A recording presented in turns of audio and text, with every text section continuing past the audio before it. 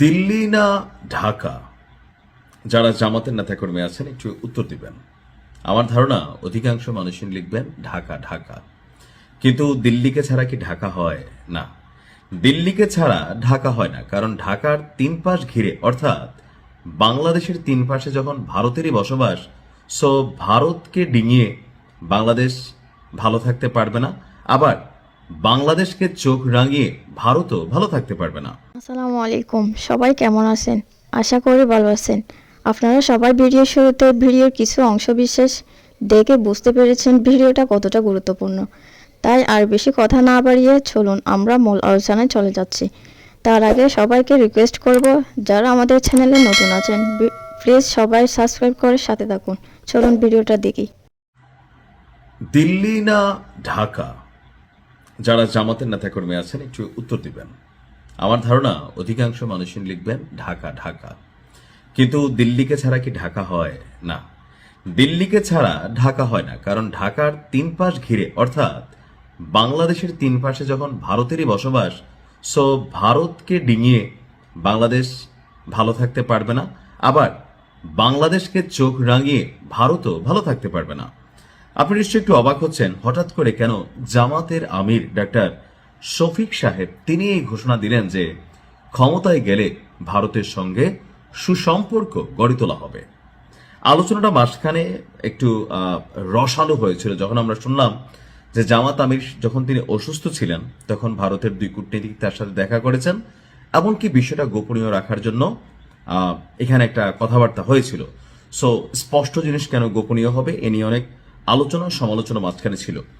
এখন বিএনপিও ভারতের সাথে সুসম্পর্ক চায়, আওয়ামী লীগও সুসম্পর্ক রেখেছে, তবে অতিরিক্ত ছিল যে বন্ধুত্বের জায়গাটা কেমন হবে, যে আমি তার সাথে বন্ধুত্ব করা উচিত যার কাছ থেকে আমার সম্মানের জায়গাটা অথবা আমার যেটা প্রাপ্য হইতে পারে, 100তে কোনোটা 95 বা ধরেন 98, কিন্তু 100তে আমি 20 নিব আর আমি 100 দিব, এইটার কারণে কিন্তু মানুষের পছন্দ না, মানে ভারতের সাথে বাংলাদেশের যে সম্পর্ক ছিল। তো এর মাঝখানে আমরা বরাবরই জামাতের যে অবস্থান দেখছিলাম, বা জামাতের যারা নেতাকর্মীরা আছে কথায় কথায়, বা তাদের যে জোট আছেন দিল্লি না ঢাকা, তো সবাই বলে যে ঢাকা ঢাকা, কিন্তু এখন জামাতের শফিক ভাই তিনি যখন বলেন যে ভারতের সাথে সুসম্পর্ক গড়ে তুলতে হবে, এখানে আপনার পররাষ্ট্র নীতি বুঝতে হবে। এখন আমরা যারা আমজনতা আছি, ছোট্ট উদাহরণ দিলে বুঝবেন, যেমন ফুটবলার লিওনেল মেসি অথবা রোনালদো অথবা আপনার পছন্দের যে কোনো খেলোয়াড়, তারা যখন বিদেশের মাটিতে বসে কোনো একটা ম্যাচ খেলে, আমরা চা দোকানে বসে আরে ধুর বেটা, হ্যাঁ 5টা দেওয়ার কথা ছিল ডাইনে, দিয়ে দিছি বামে, আমাদের মধ্যে মনে হয় যে আমরা মেসির গুরু, এখানে চা দোকানে বৈশা বৈশা চা খাচ্ছে আর খেলা শিখাচ্ছে। ধুর বেটা, খেলাটা কিটা খেললো, খেলতেই পারে না, আছে না আছে। ক্রিকেটারদের নিয়েও আমরা কিন্তু এই ধরনের আলোচনা করি, কিন্তু যিনি মাঠে খেলেন, যিনি চেয়ারে বসেন, তার বিষয়টা আলাদা। আপনাদেরকে একটু সহজ করে দিচ্ছি। আমাদের এখন এই মুহূর্তে যে ধর্ম উপদেষ্টা আছে খালেদ ভাই, হেফাজত ইসলামের সম্ভবত, তিনি কয়েক মাস আগে মদের লাইসেন্স দেওয়া নিয়ে তিনি একটা কথা বলছিলেন যে আপনি যদি 20-12 হজ করে আসেন, আপনি যত বড় ধর্মমন্ত্রী হন, স্বরাষ্ট্রমন্ত্রী হন, যত 5 ওয়াক্ত নামাজি পরহেজগার, কিন্তু আপনি যখন এই চেয়ারে বসবেন আপনাকে মদের লাইসেন্স দিতে হবে। এই মদ বেচা বা বাংলাদেশে মদ যে আসতেছে এগুলোর থেকে যে টাকা বের হয়, ওই টাকাই আপনার আবার মসজিদের জন্য ফান্ড হিসেবে যায়, কারণ এটা থেকে ট্যাক্স আসে, রাজস্ব আসে।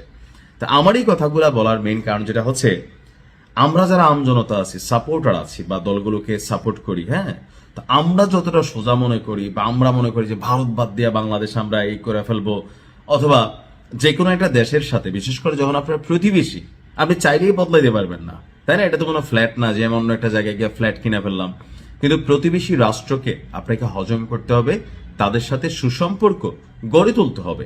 তবে ওই যে ভিডিওর প্রথমে বললাম, সম্পর্কের মানে এমন না আমি খালি দেবো ভাই আর তুমি খালি নিবা, বর্ডারে মানুষ মারবে আর আমরা বলবো যে আমাদের তারা গরু চোর। এই বিষয়গুলো নিয়ে আমাদের অলওয়েজ আপত্তি। যারা আমার ভিডিও দেখেন, আমি সবসময় এই নীতিটারই বিরোধিতা করি যে প্রতিবেশী আমরা ভালো সম্পর্ক তৈরি করবো, আমরা সব ঠিক আছে, কিন্তু সীমান্তে যদি কোনো হত্যাকাণ্ড হয় সেটার বিরুদ্ধে বাংলাদেশকে কথা বলতে হবে। আমাদের যারা রাজনৈতিক ক্ষমতা থাকবেন তাদেরকে এটার জবাবদিহিতা চাইতে হবে ভারতের কাছে, যে কেন ভারতের সাথে সুসম্পর্ক, এখানের চেয়ারে যেই বসবেন এবার এনসিপির যদি নাহিদ ইসলামও বসে 3 দিন পরে সেও ভারতকে বলতে হবে যে দাদা আপনার সাথে ভালো সম্পর্ক রাখতে চাই। কারণ আমরা বুঝতে হবে যে সবকিছু মিলে ভারত বাংলাদেশ একটা রেজিমের মধ্যে এমন সিস্টেমে কানেক্টেড যে ভারত যদি বাংলাদেশকে গণার বাহিরে নেয় তাহলে ভারতও শান্ত হবে, আবার বাংলাদেশ যদি ভারতকে গণার বাহিরে নেয় তাহলে বাংলাদেশ টিকবে না। সো এখানে এভরি পলিটিশিয়ান তারা আসলে ভারতের সাথে সুসম্পর্ক গড়ে তুলতে হবে। আর জামাত ইসলামের কাছ থেকে, যেহেতু ভারতের একটা জামাত ফোবিয়া আছে, জামাত নিয়ে ভীতি আছে, ভারত এখনো মনে করে যে জনাব তারেক রহমান তিনি যদি দেশ নেতা হন তাহলে ভারতের সাথে সম্পর্কের জায়গাটা আরো পজিটিভ হবে। এটা কিন্তু ভারতের প্রধানমন্ত্রী নরেন্দ্র মোদী বেগম খালেদা জিয়া মারা যাওয়ার পর চিঠিতে লিখছিলেন। তো সেই জায়গায় ভারতের একটা মৌন, গৌণ না হোক মৌন, মানে অল্প পরিমাণ ভালো লাগা কিন্তু থাকতে হবে যে এখানে ক্ষমতায় কে বসতেছে, কজ ইন্টারন্যাশনাল এখানে খেলা চলে। তো সেই জায়গা থেকে জামাত যেটা ভারতকে মেকশিওর করতে চাচ্ছে যে জামাত নিয়ে, যে জামাত ক্ষমতায় আসলে রিস্ক বা প্লাস মাইনাস যে চিন্তা ভাবনা এগুলা ভুল। জামাত ক্ষমতায় আসলেও কোনো রকম নেগেটিভ কিছু হবে না। ভালো থাকুন, আসসালামু আলাইকুম।